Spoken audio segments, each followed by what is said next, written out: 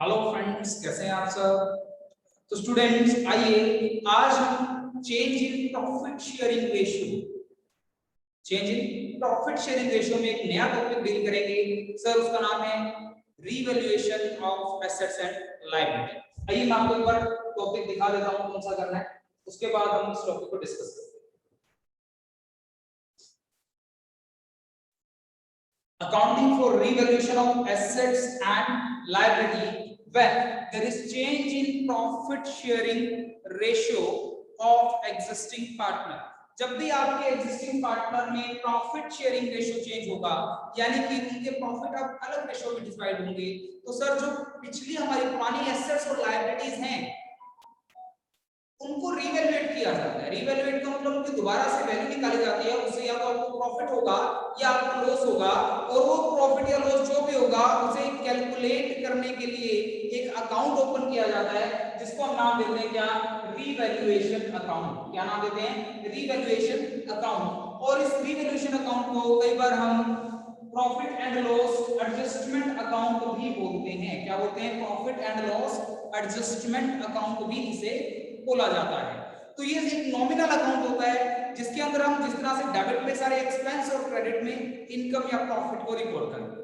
आइए मैं आपको रिवैल्यूएशन अकाउंट बनाना सिखाता हूं, उसके बाद मैं आपको चीजें बताऊंगा कि सर किस तरह से क्या चीजें कहां पर हमें डील करनी होती है। आइए बनाते हैं रिवैल्यूएशन अकाउंट। देखिएगा, रिवैल्यूएशन अकाउंट बनाने के लिए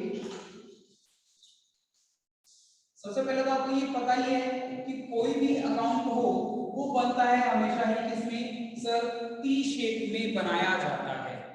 टी शेप में sir this is debit side and this is credit side.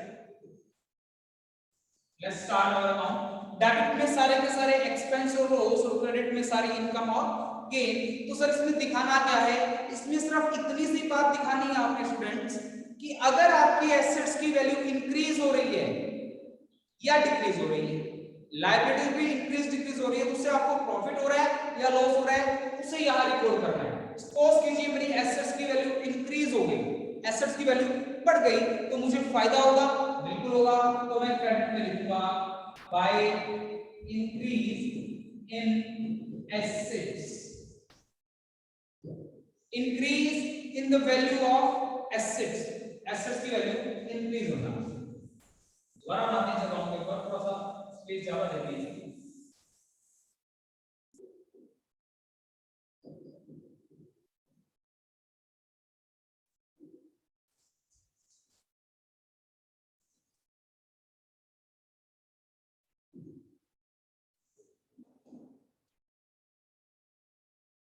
ये तो आप लिख लेंगे पर्टिकुलर्स अमाउंट को आप लिख लेंगे।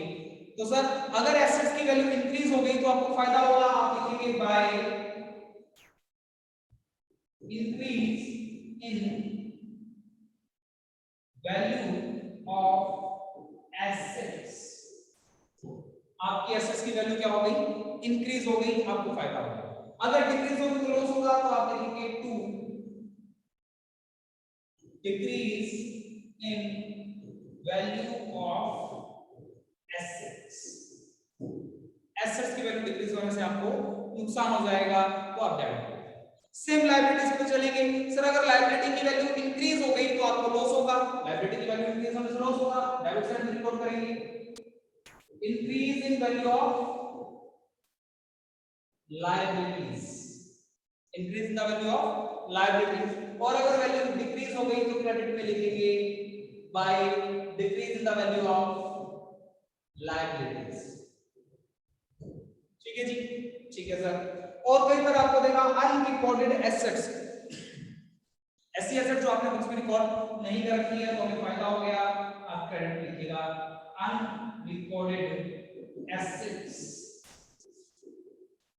और अगर कोई अनरिकॉर्डेड लायबिलिटी है तो डेबिट में आ जाएगी अनरिकॉर्डेड लायबिलिटीज। टोटल कीजिएगा, अगर आपकी क्रेडिट साइड का टोटल ज्यादा आ जाता है तो बचेगा प्रॉफिट, और ये जो रिवैल्यूएशन का प्रॉफिट है इसे क्या करेंगे, डिस्ट्रीब्यूट कर देंगे पार्टनर के कैपिटल अकाउंट या करंट अकाउंट। रेशो क्या होगा वो मैं अभी आपको बताऊंगा। किस रेशियो में कैसे डिस्ट्रीब्यूट करना है। या चलो लिख लो distributed in old ratio, distributed in old ratio. किस रेशियो में डिवाइड करेंगे? ओल्ड रेशियो में हम इसको डिवाइड करेंगे।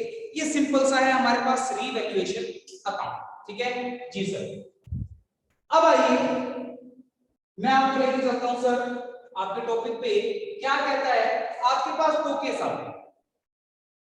जब आपने रिवाइज्ड वैल्यू को बुक्स में रिकॉर्ड करना है और जब आपने बुक्स में रिकॉर्ड नहीं करना है, not to be record in the books. Sir इसका मतलब क्या है? रिवाइज्ड वैल्यू का मतलब क्या है? आइए समझिए रिवाइज्ड वैल्यू का मतलब क्या है। क्या आपको पता है रिवाइज्ड वैल्यू का? आपके पास बैलेंस शीट है, मान लेते हैं यहां पे आपके पास पड़ा है प्लांट एंड मशीनरी 10 लाख। कितने की? 10 लाख रुपए की। कहता है हमने एसेट्स को रीवैल्यूएट किया और अब हमें पता लगा कि सर इस एसेट्स की वैल्यू 10 लाख की बजाय इंक्रीज होकर कितनी हो गई है? 12 लाख, 12 लाख रुपए। कितने रुपए का फायदा हो गया सर? 2 लाख रुपए का, ठीक है जी सर। जब रीवैल्यूएशन हो गया, कैपिटल बन गई, उसके बाद बनाई जाएगी बैलेंस शीट। आफ्टर, अगर हम बात करें after change in profit sharing ratio, अगर आपका रेशियो चेंज हो गया उसके बाद बैलेंस शीट तो बनेगी ना जी सर। न्यू बैलेंस शीट बना रहा हूं मैं। अब आपका क्वेश्चन क्या था सर? रिवाइज्ड वैल्यू को बुक्स में रिकॉर्ड करना है। They want to record the revised value in their books. Books में रिकॉर्ड करना है, दैट मींस अब इसकी वैल्यू ये नहीं रही, अब इसकी वैल्यू क्या होगी? 12,000। तो आप बुक्स में क्या दिखाओगे? 12 लाख। कितनी होगी जी? 12 लाख। तो बुक्स में क्या दिखाओगे? 12 लाख। देखो अब वैल्यू क्या होगी यहां पर? रिवाइज्ड वैल्यू को रिकॉर्ड किया गया है। 10 लाख की बजाय क्या रिकॉर्ड किया गया? 12 लाख रुपए रिकॉर्ड किया। ओके जी सर। अगर आपको कहता है partner do not want to record the revised value in their books, books में रिवाइज्ड वैल्यू को रिकॉर्ड नहीं करना, ऐसा कह दे तो सर यहां पर फिर 12 लाख नहीं, यहां पर कितना हो जाएगा? 10 लाख। सेम वैल्यू आ जाएगी। तो हम कहते हैं सर रिवाइज्ड वैल्यू को बुक्स में रिकॉर्ड नहीं किया। दो केस कर दिए, दोनों बातें समझ आ गई। अगर बुक्स में रिकॉर्ड नहीं करना तो सेम वैल्यू रहेगी न्यू बैलेंस शीट में भी। अगर रिवाइज को रिकॉर्ड करना है फिर ये वैल्यू आ जाएगी बैलेंस शीट में। ये नहीं, तो दोनों बात समझ आ गई आपको। सर जब रिवाइज वैल्यू को बुक्स में रिकॉर्ड करना है तो क्या मतलब और नहीं करना तो क्या नहीं हुआ इसका? तो सर दोनों में डिफरेंस क्या आएगा? जब वो कहते हैं पार्टनर्स कि रिवाइज्ड वैल्यू को बुक्स में रिकॉर्ड करना है, वांट टू रिकॉर्ड, और do not want to record, do not want to record, revised value को रिकॉर्ड नहीं करना चाहते। अगर करना चाहते हैं तो सिंपल सी बात ये है, आप क्या बनाओगे? Revaluation account. क्या बनाओगे? रीवैल्यूएशन अकाउंट आप बनाएंगे। और इस रिवैल्यूएशन के चाहे आपको क्या आया हो? प्रॉफिट आया हो, चाहे आपको क्या मिला हो? लॉस मिला हो, उसे आप पार्टनर्स के ओल्ड रेशियो में डिवाइड करोगे और उसमें नई वैल्यू को शो करोगे। ठीक है जी सर। अगर कहता है partner do not want to record नहीं करना चाहते तो सर आपको रीवैल्यूएशन अकाउंट भी नहीं बनाना है। बताऊंगा क्या करना उसके अलावा, रिवैल्यूएशन अकाउंट ही बनाना, लेकिन प्रॉफिट लॉस तो निकालेंगे ना रिवैल्यूएशन से। तो जो भी प्रॉफिट या लॉस आएगा उसे हमेशा ही गेनिंग और सैक्रिफाइसिंग रेशियो में डिवाइड किया जाएगा। और गेनिंग सैक्रिफाइसिंग में डिवाइड करने के बाद आप नई बैलेंस शीट में नई वैल्यू को रिकॉर्ड नहीं करेंगे, पुरानी वैल्यू जो एज इट इज थी वही वैल्यू रिकॉर्ड कर देंगे। ठीक है, तो आइए एक बार के लिए हम क्वेश्चन पे चलते हैं और आपको और अच्छे से समझ आ जाएगा। सर पहले ये केस करेंगे, if they want to record their value, revised value in their books. कहता है एबीसी पार्टनर है, 3:1 रेशियो है। ऑन 31 मार्च 2017 उनकी बैलेंस शीट आपके सामने है। On 1 April 2017 they decided to share profit and loss, future profit and loss in equal ratio। वो कैसे डिस्ट्रीब्यूट करने की बात कर रहे हैं? इक्वली डिवाइड करने की बात कर रहे हैं। For this purpose the following were agreed upon. ये सब बातें डिसाइड हुई क्या? गुडविल की वैल्यू 3 लाख निकाली गई, लैंड फिक्स एसेट्स को डेप्रिशिएट करना है, एक्सपेंसेस के बारे में कुछ लिखा गया है और कैपिटल को भी कुछ एडजस्टमेंट करनी है। करें जी सर, आइए ये बैलेंस शीट है, ये न्यू रेशो आपको देता है इक्वल, तो सबसे पहले क्या देता है जी आपको ओल्ड रेशो और न्यू रेशो दिया हुआ है। हम बना लेते हैं जी वैल्यूएशन अकाउंट। आइए इसमें जनरल की खुशी है लिखने पर अकाउंट बनाता हूं, बनाया इसने नहीं बनाया, चलो मैं बना लेता हूं आपके लिए अकाउंट, साइड पे छोटा सा अकाउंट बना लेता हूं। देखिएगा यहां बना दूं रिवैल्यूएशन अकाउंट, छोटा सा अकाउंट बना दिया मैंने, आप चेक कर लीजिएगा। फिक्स एसेट्स को डेप्रिशिएट करना है 10% से। सर फिक्स एसेट्स कितने की 1,50,000, 10% डेप्रिशिएशन करेंगे तो लॉस हो गया कितने का 15,000। आप लिख देंगे टू लॉस या to depreciation on fix assets, या खाली फिक्स एसेट्स लिख देंगे तो भी काम चल जाएगा। टू फिक्स एसेट्स लिख लीजिएगा, कोई खास बात नहीं, ठीक है जी सर। एक्सपेंसेस 3,000 के वर paid by firm for getting the value of fix assets certified. Fix assets को वैल्यू को सर्टिफाइड कराने के एक्सपेंस हो गए कितने सर 3,000 रुपीस के। दो ही एक्सपेंस है टोटल, लॉस कितने का हो गया 18,000 का। ये 18,000 का लॉस कौन डिस्ट्रीब्यूट कर लेगा ए बी और सी अपने रेशियो में।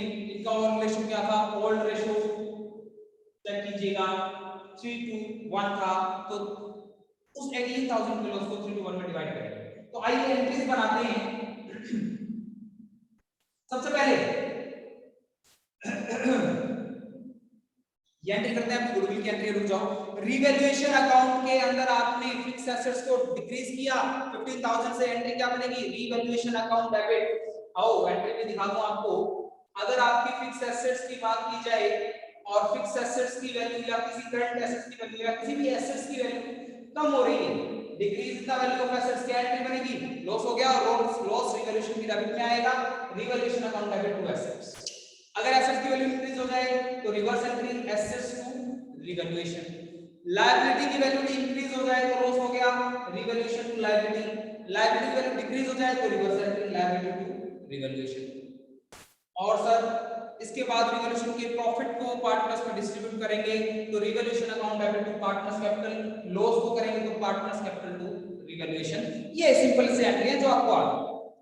तो सर हमने फिक्स एसेट्स की वैल्यू कम की है 15,000 की, तो एंट्री बनेगी रिवैल्यूएशन टू फिक्स एसेट्स 15,000, और 3,000 के एक्सपेंस पे किए हैं तो रिवैल्यूएशन टू बैंक 3,000। ये दो एंट्री समझ आ गई जी सर।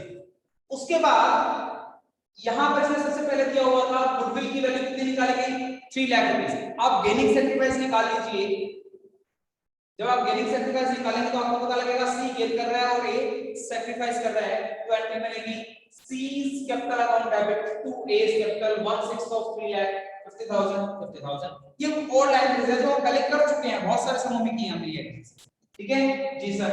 इसके अलावा कैपिटल को न्यू रेशियो में करना है, मैं अभी करवा देता हूं, 2 मिनट रुक जाओ। कैपिटल हो गया, रिजर्व फंड कुछ नहीं कहता, कल या परसों करवाया था आपको, कुछ नहीं कहता, ओल्ड बैलेंस है तो ओल्ड रेशियो में डिस्ट्रीब्यूट करके खत्म कर दो।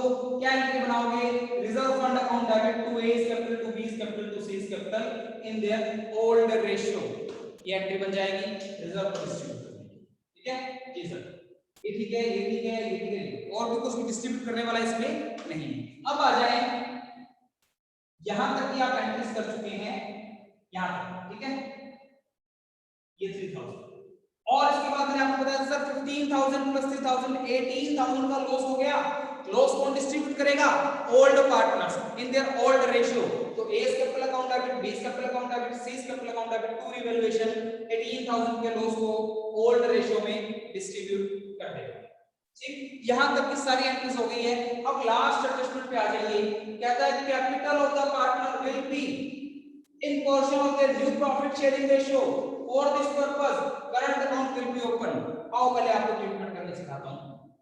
पहले कैपिटल देख लो कितनी है 50 40 एंड 30, 50,000 40,000 एंड 30,000, ठीक है जी सर।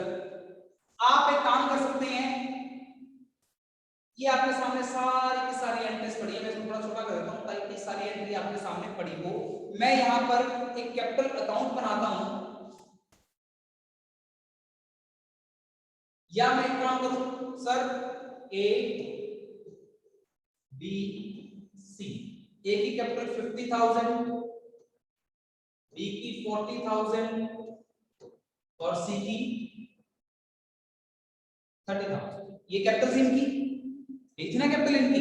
तो सर जिस जिस एंट्री में ए बी सी क्रेडिट हो रहे हैं दैट मींस उनको कुछ मिल रहा है, कैपिटल में प्लस हो जाएगा, और जिसमें डेबिट हो रहे हैं उसमें कैपिटल से माइनस हो जाएगा। तो सी डेबिट हो रहा है सर 50,000 रुपए से, सी डेबिट हो रहा है तो माइनस हो जाएगा 50,000। ए क्रेडिट हो रहा है तो प्लस हो जाएगा 50,000। ए बी सी तीनों क्रेडिट हो रहे हैं सर 9,000, 6,000, 3,000। ए बी सी तीनों डेबिट हो रहे हैं 9,000 माइनस 6,000 माइनस 3,000 माइनस। ए डेबिट हो रहा है 60,000 माइनस। ये वाली एंट्री तो हमें करनी है।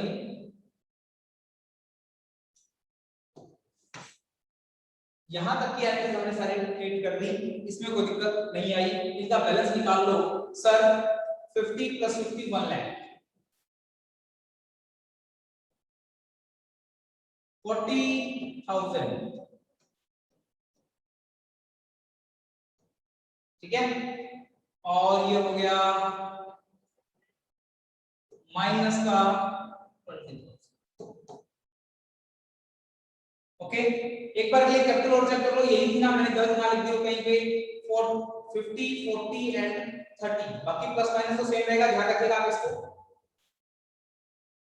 40, 50, 40 एंड 30, ठीक है। आ जाओ, ये ट्रीटमेंट करने के बाद आपके पास कैपिटल जो आ गई, कहां गया